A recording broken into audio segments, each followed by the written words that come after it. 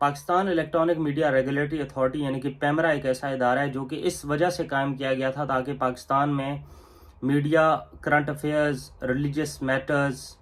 Art and culture, science and technology کے حوالے سے عوام کو جو دستیاب آپشنز ہیں ان کو مزید ڈائیورسیفائی کرے، ان کو مزید ایکسٹینڈ کرے، ان کو توسیع دے۔ اس کے ساتھ ساتھ پیمرا کا فنکشن یہ تھا کہ وہ پاکستان کی میڈیا انڈسٹری میں میل پریکٹسز کو روکے، میڈیا میں ٹرانسپیرنسی لائے اور میڈیا چینلز کو اور جو میڈیا کے جو مختلف ادارے ہیں ان کو لائسنسز جاری کرے اور ان کے درمیان جو ڈسپیوٹس ہیں ان کو ریزالو کرے۔ لیکن پاکستان میں یہ ایک ایسا ادارہ ہے جو کہ اسٹیٹ کنٹرولڈ ہے کلی طور پر،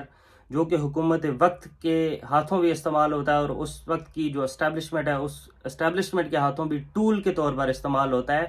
تاکہ مکمل طور پہ ان تمام آوازوں کو سپریس کیا جائے، ان سیاستدانوں کو، جتنے بھی انڈیپینڈنٹ جرنلسٹ ہیں پاکستان کے، جو آزاد تجزیہ نگار ہیں، اور اس کے علاوہ جو انسانی حقوق کے علمبردار ہیں، ان کی آوازوں کو زیادہ سے زیادہ دبانے کے لیے، ان پر قدغنے لگانے کے لیے اور ان کو پابند کرنے کے لیے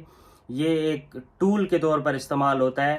لیکن یہ اپنا بنیادی مقصد بھول چکا ہے، جو کہ بنیادی طور پر میڈیا انڈسٹری کو ریگولیٹ کرنا تھا، اس کو میل پریکٹسز سے مکمل طور پر آزاد کرنا تھا۔ میڈیا جس کو ایک ماڈرن سٹیٹ میں فورتھ پلر آف سٹیٹ کے طور پہ کنسیڈر کیا جاتا ہے، جس کا فنکشن بیسیکلی یہ ہے کہ ریاست کے جو باقی 3 پلرز ہیں، executive, judiciary and legislature, in per check and balance برقرار رکھے اور ان کو اکاؤنٹیبل بنانے کے لیے ایک طرح سے راہ ہموار کرے، ان کا جو فنکشن ہے عوام کے سامنے ایکسپوز کرے۔ ایسا بھی نہیں ہے کہ پوری دنیا میں میڈیا مکمل طور پہ مادر پدر آزاد ہوتا ہے، بلکہ میڈیا پر کچھ ایسی قدغنیں ضرور ہوتی ہیں جو کہ in larger interest of the masses, in larger interest of the state بنیادی طور پر عائد کی جاتی ہیں۔ میڈیا کی آزادی کو انشور کرنے کے لیے اور right to freedom of expression کو یقینی بنانے کے لیے پوری دنیا میں مختلف ادارے قائم کیے جاتے ہیں تاکہ وہ میڈیا کو ریگولیٹ کر سکیں۔ پاکستان میں پیمرا نام کا یہ ادارہ مکمل طور پہ ایک اسٹیٹ کنٹرولڈ ادارہ ہے، جس کا سول فنکشن یہ ہے کہ جو وقت کی اسٹیبلشمنٹ ہے اور وقت کی حکومت ہے اس کے ہاتھوں ایک ٹول کے طور پر استعمال ہو اور ایک سٹوج کے طور پر استعمال ہو، تاکہ ریاست کے اندر سیاستدانوں کی طرف سے، صحافیوں کی طرف سے، آزاد دانشوروں کی طرف سے اور انسانی حقوق کے علمبرداروں کی طرف سے جو آواز بلند ہوتی ہے ان کو سپریس کرنے کے لیے کام کرتا ہے۔ پاکستان میں right of freedom of expression پر کربز لگانے کے لیے جو عنوانات بنیادی طور پر طے شدہ ہیں، ان میں سے ایک تو یہ ہے کہ پبلک سیفٹی کے نام پہ یا نیشنل سیکیورٹی کے نام پہ یا ٹیریٹوریل انٹیگریٹی کے نام پہ پابندیاں عائد کر دی جاتی ہیں۔ چونکہ یہ اصطلاحات بڑی حد تک مبہم ہیں اور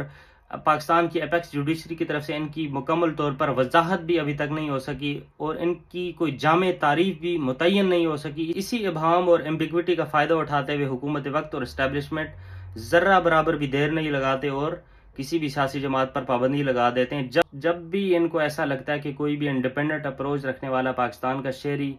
کوئی بھی انسانی حقوق کا علمبردار، کوئی صحافی، کوئی دانشور حکومت وقت پر اور اسٹیبلشمنٹ پر تنقید کر رہا ہے اور ان کو ایکسپوز کر رہا ہے، تو یہ آربیٹری مینر میں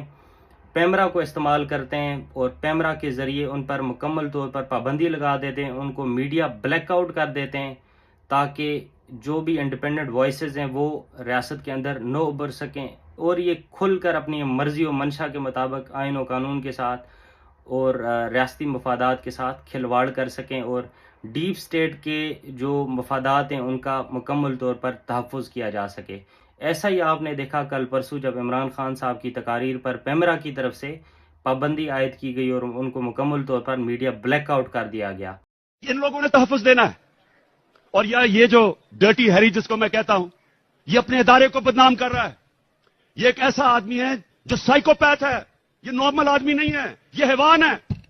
جس طرح کا اس نے آدم سواتی سے کیا کہ اس کو ننگا کر کے جب تشدد کر رہے تھے تو ریکارڈ کر رہا تھا اور سن رہا تھا، یہ وہ آدمی ہے۔ بچوں کو پکڑ کے سوشل میڈیا کے بچوں کو جو اسے کیا، جو شہباز گل سے کیا، الٹا لٹکا کے اس سے جو کیا، انہوں نے سوشل میڈیا کے لوگوں کے اوپر جو ظلم کیا، صحافیوں سے کیا، جو ارشد شریف سے کیا، اب لوگوں کو پکڑ پکڑ کے وہ جو جاوید بیچارہ چوکیدار، اس کو اٹھا کے لے گئے، اس کو ننگا کیا، الٹا لٹکایا۔ ایک تو یہ سائیکوپیتھ ننگا کرنے کا اس کو بڑا شوق ہے، یہ نارمل نہیں ہے، اس کا ذہنی توازن ٹھیک نہیں ہے۔ ننگا کر کے پھر اس کو ایک چرپائی کے ساتھ باندھا، कुत्ते की तरह उसको जंजीर बांध के चरपाई के साथ 3 दिन बांधा। कौन करता है अपने लोगों से ऐसे? इदारे को ये बदनाम कर रहा है और ये लोगों ने मेरी हिफाजत करनी है। खतरा ही इन लोगों से है। और इसलिए मैं चीफ जस्टिस को कह रहा हूं कि जब नवाज शरीफ जेल में था तो हमें हुक्म आया, मैं प्राइम मिनिस्टर था, कि अगर इसको जेल में कुछ हुआ तो आप जिम्मेदार हैं, हम जिम्मेदार हैं। तो मुझे तो खतरा ही उन लोगों से है। और मुझे कभी उधर जा रहा हूं, कभी किसी अदालत में, तो मैं आज चीफ जस्टिस साहब को इसके ऊपर लिखूंगा कि कौन जिम्मेदार है कि जब बार बार मुझे ये जाली केसेस पे बुला रहे हैं। और जब भी मेरा केस हो, और मैं चाहता हूं कि सारी कौम के सामने आए कि इमरान खान के ऊपर कौन से केसेस है, ताकि पता तो चले कि ये डाकुओं के अरबों रुपए के केसेस, हर किस्म का जुर्म किया है, वो माफ हो रहे हैं। और 74 केसेस मेरे ऊपर बना चुके हैं अब तक, और मेरे लोगों के ऊपर। गो कि मैं इमरान खान की तर्ज सियासत का बड़ी हद तक नाकिद हूँ। मैं ये समझता हूँ कि उसकी जो एजुटेशन पॉलिटिक्स है और पॉपुलिस्ट पॉलिटिकल नैरेटिव्स की जो सियासत है, उसने मुआशरे को मुकम्मल तौर पर पोलराइज कर दिया है और उसका बहुत ज़्यादा नुकसान हुआ है। पाकिस्तान का पॉलिटिकल कल्चर बहुत ज़्यादा गंदा हो चुका है इमरान खान की वजह से। लेकिन इस सब के बावजूद मैं ये समझता हूँ कि जिस तरह से इमरान खान ने अपने दौरे हुकूमत में इस्टेब्लिशमेंट के साथ मिलकर इस्टेब्लिशमेंट और अदलिया को इस्तेमाल करते हुए पाकिस्तान की सारी पॉलिटिकल अपोजिशन को पॉलिटिकल विक्टिमाइजेशन का शिकार बनाया और उनको पाकिस्तान के पॉलिटिकल लैंडस्केप से मुकम्मल तौर पर वाइप आउट करने के लिए और सुप्रेस करने के लिए जिस तरह के गैर सियासी हरबे आजमाए गए, फिस्ताई हरबे आजमाए गए, वो किसी तरह से भी जस्टिफाइड नहीं थे। और जिस तरह से नवाज शरीफ की तकारीर पर पाबंदी आयद की गई, वो किसी तरह से भी दुरुस्त अमल नहीं था, वो किसी तरह से भी जस्टिफाइड नहीं था।